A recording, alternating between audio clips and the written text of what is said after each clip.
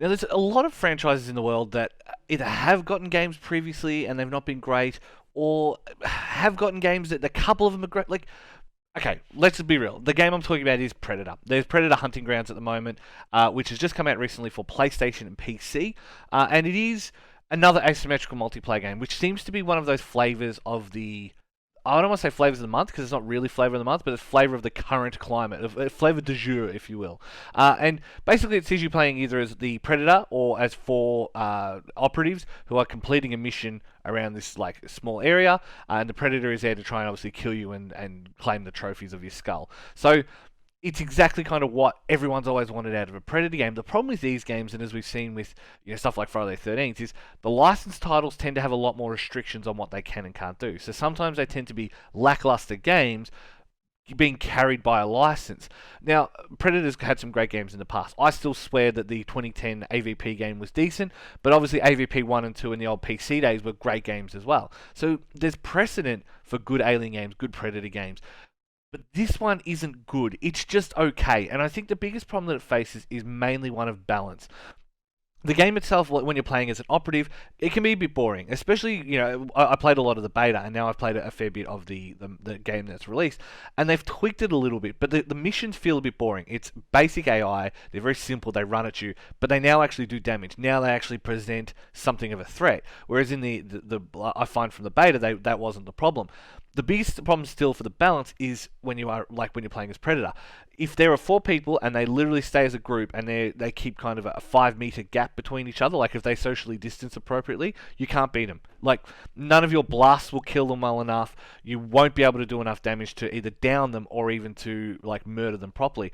And so all they have to do is sit together. So you can wait for someone to kind of go off and be a straggler. And the few times that I've died or anyone's died, it's usually been two people and two people are splitting off to do different objectives. But the problem is, it just feels like the balance isn't quite there. I think they'll get there. I think over time it'll eventually start to become much more balanced in that sense. But right now it's not there. So it's hard to just say jump on board and like grab it right now unless you're a huge Predator fan. But if you are a Predator fan, there's like it's really cool to play as Predator. It's fun to play as operatives and team together to kill a Predator. It's just a little bit unbalanced either way. So with that in mind, I figured I'd invite Matt on to discuss other asymmetrical multiplayer games that we've had that have come out and how they've managed to overcome those issues. Matt, thank you for joining me. Yeah, no worries. So the big one that always come out to me because it was my main era of moving into those kind of games. Splinter Cell were probably the first one to do this kind of asymmetrical multiplayer in like a first-person shooter specifically. But obviously, we've had other examples since. Alien versus Predators, as mentioned, is another one where it was different teams of humans versus predators versus aliens. Even Left 4 Dead, Yep, Left 4 Dead's versus mode as well. yep, yeah, exactly that kind of stuff. So there's definitely precedence for it, and I think that it can work if done well. But I think that, like I mentioned, Friday the 13th, and I know we've had this discussion at length between Friday the 13th and something like Dead by Daylight, where I find Dead by Daylight it looks a bit clunkier. And a little bit less quote unquote, and I'm saying this with a real tongue in cheek, a little bit less polished because it's drawing its own canon, it's making its own hero, so they've got to try and make them fit. Whereas Friday the 13th is Friday the 13th. It has 10 movies to draw from and some crossover movies and 30 years of mythos. Like, but I would argue that Dead by Daylight's probably a much better game. Well, Yeah. yeah. I mean, you'd think that with all that lore that it draws upon, Mm. that it's going to be a strength for that particular game, or making it based off existing IP. Yep. But I think one of the biggest issues, so with Ilphonic, they have both developed Predator Hunting Grounds as Yeah. well as Friday the 13th, and Yeah. I think it's their biggest drawback is that they have to restrict themselves to the one universe. Yes. And Dead by Daylight's strength is that while it may look a little bit more clumsy, particularly from like the lore and mythos end, Yep. the fact that they can just restrict themselves to collaborations with like Ghostface from Scream, Mm. Leatherface from the Texas Chainsaw Massacre, Yep. that they don't really need to go all in from like a lore perspective. Yep. So it's sometimes it is tricky to develop games with meaningful changes for like Jason in Friday the 13th, for example, where a lot of his characters or a lot of his different iterations, like Yep. Space Jason from Jason X,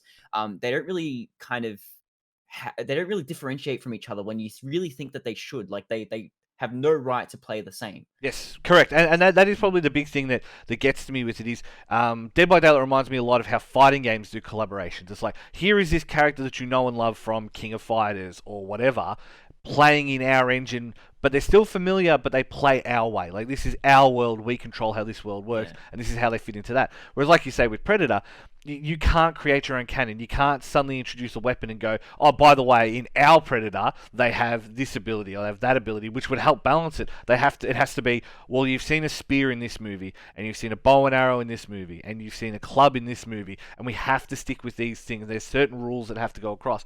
Luckily, with Predator, the rules on the hunt are a little bit wider. Do you know what I mean? Like, they've established that they'll go to different worlds and they'll seed those worlds and they'll do all that. So you've got a little bit more to work with there, as opposed to Friday the 13th, where, like you say, it's fan service, and yet because of the restrictions of the license, they had to restrict how fan servicey they got with it.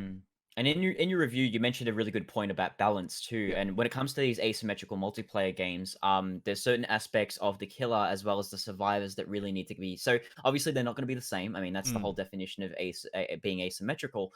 But Dead by Daylight does it so well in the sense that like for a Dead by Daylight, for example, the killers might have a lot more perks Yep. and they might be a bit more inventive with being sneaky and stuff like that, and the survivors have got to play it a lot more straight. But on top of that, the killers also have a far more restricted point of view that is Yes. essentially like the point of the way that the game is designed. Yep. It kind of helps level the playing field a little bit without kind of making everything feel too samey.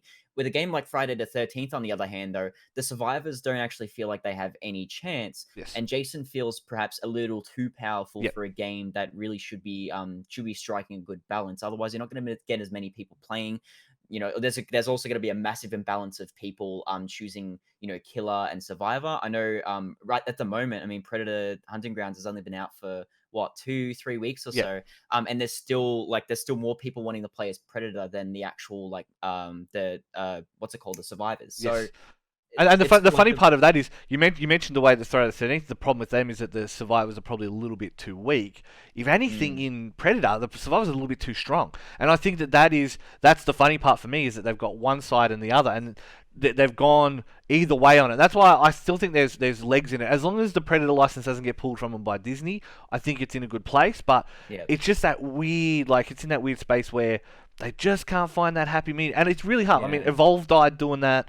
Splinter Cell was one of the first, so it kind of got away with a few like tricks that it was doing. I don't know. I think like you mentioned, Dead by Daylight, the advantage of it is it's had enough time to make its mistakes, learn what works, yeah. learn what hasn't, and then become a good game as a result. Yeah, I'm the biggest fan of Dead by Daylight, and like while I'm not the biggest fan of Friday the 13th, I know that Illphonic are a pretty Yep. decent developer, and they have it in them to make a really good game. So hopefully, if they try this asymmetrical multiplayer dig the third time around, let's hope it's lucky. I thank you, Cardi, and yes. Was by the way as well, if you do get Predator, don't say all the lines in the multiplayer lobby unironically, because that sucks. Because no one No, wants to hear actually do get to the it. Don't chopper. listen to Jason. Oh my god, don't encourage him. Fucking hell.